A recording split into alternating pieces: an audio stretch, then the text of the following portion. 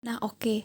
Jadi ini soal aku minta di GPT. Jadi di sini disediakan activity-nya. Ini ada deskripsi activity-nya. Aku nggak tulis karena panjang dan menurut aku nggak penting. Terus ada predecessor-nya itu kayak habis A tuh B, habis B C, habis B D, C, habis C D, dan seterusnya. Terus ini ada kayak optimistik, pesimistik. Lupa dah gue apa. Pokoknya ini disediakan kayak gini, ini persis sama punya bapak. Nah, yang pertama adalah kita harus buat dulu networknya. Kita buat dulu networknya. Nah, ini acuan kau dalam bikin networknya. Jadi kalau kemarin kita pakai angka bulat, sekarang aku ndak saranin. Bisa aja pakai bulat, tapi kalau bisa kok pakai ini biar gampangin. Ada node, ada T itu expected time, ini earliest start, earliest finish, latest start, and latest finish. Jadi node itu kayak urutannya 1, 2, 3, terus T itu expected time, dan lain-lain. Nah, jadi pertama nih saya harus bikin terlebih dahulu tabel-tabelnya. Udah bikin kayak gini, ini networknya, skemanya, kemudian tulis ini A, B, C, D, E, C, E, D. Pokoknya sesuaiin aja nih sama yang ini procedure-nya. Nah, kemudian setelah kau bikin yang kayak gini-gini ini tulis nodenya aja dulu. Yang ini semuanya itu dikosongin karena anggap aja belum keisi. Anggap aja masih bikin yang kayak gini ini. Tulis hurufnya aja, bukan angka. Nah, kemudian setelah itu, step yang kedua adalah cari expected time-nya atau T. Jadi di sini rumusnya adalah T sama dengan A tambah 4 dikali M tambah B dibagi 6. Ini 6 ya, bukan B. Ini udah pakem rumusnya, udah tak bisa kau gantikan lagi. Nah, ini caranya gimana? Substitusiin aja yang ini. Jadi, untuk activity A tadi, A-nya ini 1 tambah 4 dikali 3. Terus ditambah 5 dibagi 6. Hasilnya apa? Hasilnya 3. Dan lanjutin untuk B, C, dan seterusnya itu. Inilah daya dapat hasilnya. Nah, setelah Nesa bikin untuk yang expected time itu, selanjutnya next step adalah kita harus mengisi nih S-nya. Kita harus mengisi T yang udah didapatkan tadi. Masuklah nih A. Expected time-nya berapa? 3. Masukin 3. B 4,6 dan seterusnya nih sama semua. Ini udah aku samain. Nah, kemudian ES, EF, LS sama LF-nya itu kan masih kosong. Nah, caranya gimana? Jadi, di sini nih saya bisa lihat di procedures-nya. Kenapa dia bisa 0? Jadi di sini procedures sebelum A itu kan enggak ada nih. Enggak ada acuan angkanya, jadi dia 0. Begitu juga dengan C, dia juga strip, berarti dia dimulai dari ES-nya 0. Nah, setelah itu untuk mencari EF yang di sebelah sini, caranya 3 tambah 0 sama dengan 3. Sama juga kayak di C, 2,1 tambah 0 sama dengan 2,1 gitu caranya. Nah, selanjutnya adalah kita fokus untuk di bagian B dan E. Ini mau bebas, mau kerjain yang B atau yang E dulu. Pokoknya karena dia cabangnya masih 1 kayak gini, jadi nggak perlu bingung gitu harus milih yang terbesar yang mana karena dia bukan cabang yang kayak F gini. Nah, yang pertama adalah yang B itu cara cari ES-nya. Cara cari ES yang di B itu lu copy aja EF yang di sebelumnya. EF yang sebelumnya itu lu copy di bagian ini. Jadi 3 gitu. Ini juga sama nih. EF-nya C berapa? Berarti EF-nya C itu adalah ES untuk buat yang E gitu caranya. Nah, cara cari setelah kita mendapatkan ES di bagian B sama E ini, kita harus cari EF-nya kan karena kosong gitu. Cara carinya gimana? 4 tinggal lu tambah aja 4,6 tambah 3, 7,6. 3,3 tambah 2,1 sama dengan 5,4. Nah, seterusnya gitu. Nah, sampailah kita di F ini. F ini bingung nih, dia dilema nih. Aku harus ngikutkan yang ini ke atau yang ini, dia bingung nih. Dia harus milih maul atau empoy gitu. Tapi lu santai aja lah pokoknya. Jadi, tetap ingat yang aku ajarin kemarin, itu cari yang terbesar. F mana yang besar? Di antara 13,6 sama 5,4. of course yang ini 13,6. Nah lu copy aja nih, berarti EF nya si D yang gede itu jadi ES yang selanjutnya, makanya lu tambah. Cara cari 8 setelah itu ini kan SP tetapnya, tambahin aja ini tambah ini gitu. Sama juga nih kayak gini. Ini kan karena dia satu, si G sama H ini kan ngikut si FF nih kakaknya, ya udah copy aja nih 18,6 tambah ini dapatnya segini. Nah buat yang I sama juga nih kayak si F, ada dilema milih maul apa empoy gitu. Ya udah lu pilih aja yang gede 21,9 dapatnya segini. Nah 4 ditambah 21,9 sama dengan 25,9. Ye, udah dapat. Sekarang setelah lu dapetin S sama AF-nya, lu cari LS sama LF-nya. Ini anggapannya kita masih kosong nih, say. Nah, terus kita cari LF terlebih dahulu karena apa ya, kayak gitulah pokoknya. Karena ini dua narsisi. Nah, cara dapatin 25,9 itu dari mana? Caranya kayak sebenarnya ada caranya, cuman aku lupa.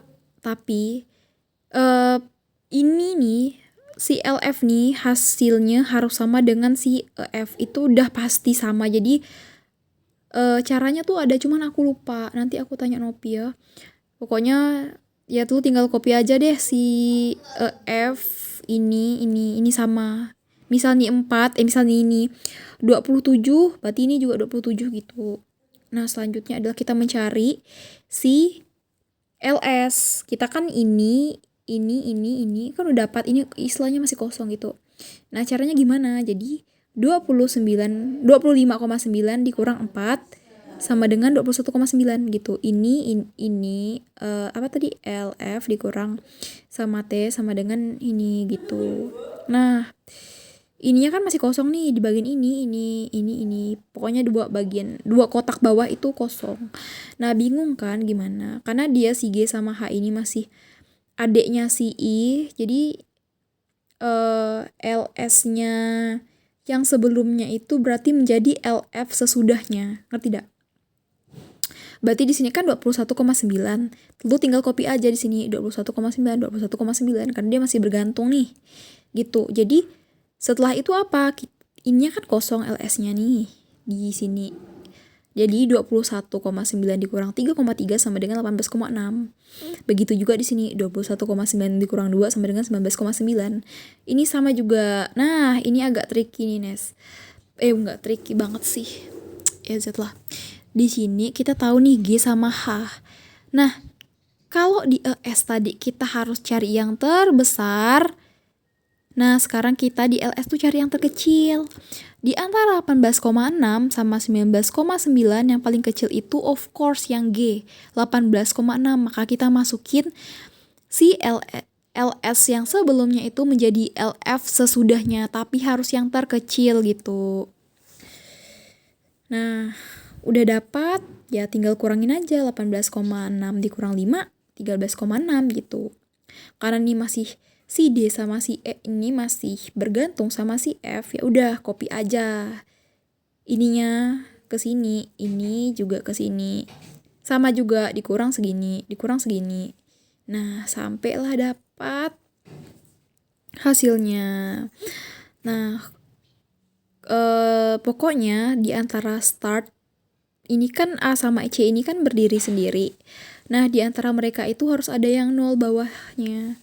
Nah, di sini case-nya adalah aku yang A itu yang 0 bagian bawahnya. Yang ini masih ada angkanya dan itu that's not a problem lah. Nah, after that you need to masukin buat tabel nih. S-nya berapa, F-nya berapa, LS-nya berapa, F-nya berapa, ya tinggal lihat aja di sini kayak activity. S-nya 0, terus F-nya 3, terus LS-nya 0, LF-nya 3. Nah, sampailah seterusnya. Nah, cara selanjutnya adalah disuruh hitung activity slack-nya. Ini gampang, LS dikurang ES. Jadi Kayak di sini nih LS dikurang S 0. Makanya yang punya activity A itu dia 0 di sini. Sama aja nih seterusnya nih udah aku dapatin angka-angkanya. Terus yang E adalah next steps lu harus cari critical path-nya. Jadi cara cari critical path itu gimana? Lu tinggal lihat aja di mana di antara A sampai ini yang ada nolnya. Itulah dia critical path-nya. Jadi di sini A tuh 0. Ya udah A tambah D critical path, B juga 0, D juga 0, makanya tambah dapatlah dia 25,9. Nah, 25,9 itu dapat dari mana, Say? Nah 25,9 itu lu dapetin dari sini nih. Tadi kan A ini kan 0 ya dia. Tambahin aja yang 00. Yang 00 tadi kayak apa ya? Anjir gue lupa. A tambah B tambah D tambah F tambah G tambah I kan. Ya udah, ini tambah ini tambah ini. Pokoknya hasilnya 0 tadi itu durasinya kau tambahkan. Dapatlah dia 25,9. Setelah itu lu harus cari expected project duration. Ini tuh udah ketemu banjir di T tadi tuh. Yang expected time sama project duration tuh sama aja. Lu tinggal fokus cari variance. Variance rumusnya ini B kurang A per 6. Ini 6 ya, bukan B. Ini baru B. Ini aku juga udah dapetin hasilnya. Nah, ini aku salah hitung, seharusnya yang kau hitung di variance itu adalah yang critical path aja kayak A, B, D, F, G, H, I maksudnya. Ini aku salah hitung C ini harusnya gak perlu, makanya aku coret. Karena dia bukan critical path dan dia kayak ya gitulah. Dia bukan circle-nya si A, B, D sama F, G ini. Nah, udah dapat nih, hitung. Ini buat aku tandain aja sih apa yang harus dihitung. Dapat, ya lu tambahin gitu. Abis itu lu tambahin hasil masing-masing tadi, tambahin jadi dapat 5, ini. Terus lu harus cari standard deviation. Apa sih bedanya, kan enggak disuruh nih, tapi itu sama aja gitu. Tuh tinggal cari akar dari yang ini. Akar ini berapa? Nah, segini. Variance sama ini. Easy sih rumusnya. Nah, setelah itu lu harus cari probability-nya. Probability-nya is so really easy.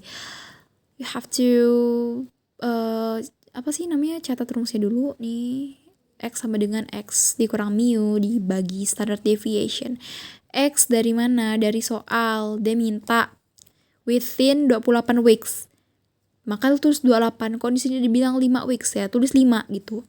Ini dari mana? Dari hasil critical path-nya tadi nih. 25,9 ya, masukin gitu. Terus ini dari mana standard deviation? Dari sini. Ini udah masukin. Nah, ini hasilnya. Jangan lupa lu jadiin persen gitu. Nah, lu buatlah yang namanya conclusion-nya gitu. Nih. Udah easy kok.